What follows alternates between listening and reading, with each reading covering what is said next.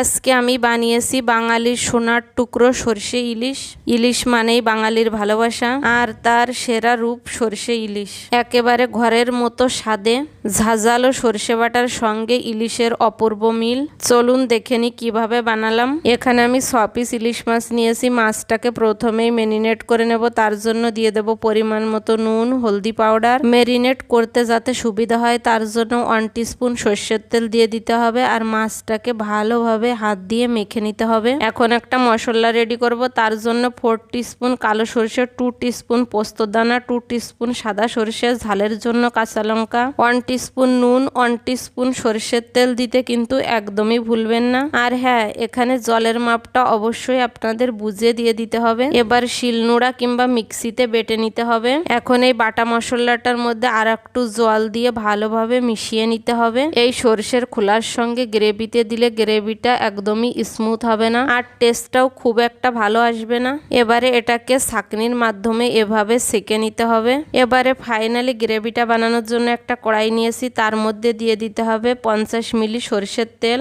ফোড়নে কালো জিরে, কালারের জন্য হলদি পাউডার, আর যে মাস্টার্ড পেস্টটা বানিয়ে রেখেছিলাম সেই পেস্টটা। গ্রেভিটাকে ভালোভাবে মিশিয়ে নিতে হবে। আর দেখতেই পাচ্ছেন হলুদটার জন্য কত সুন্দর একটা কালার এসেছে।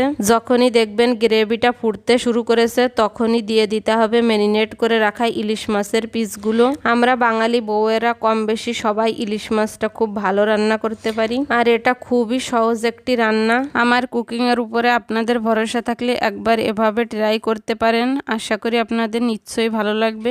এই প্রসেসে গ্রেভিটা মাছের উপর এভাবে ছড়িয়ে দিতে হবে, এতে পুরো মাছটা গ্রেভির সঙ্গে ভালোভাবে কোট হয়ে যায়। এই রেসিপিটা কমপ্লিট করতে আপনাদের টোটাল টাইম লাগবে 15 মিনিট। তাই প্রথম 5 মিনিট এটাকে ঢাকা দিয়ে কুক করে নেওয়ার পরে এভাবে মাছগুলোকে পাল্টিয়ে দিতে হবে। আর এটাও বলে রাখি কেন করতে হবে, আপনারা যদি মাছটা দেওয়ার পরে জলটা দিয়ে দেন সেক্ষেত্রে মাছের মধ্যে যে অয়েলটা আছে সেটা বেরোবে না, আর তাই গ্রেভির টেস্টটাও খুব একটা ভালো আসবে না।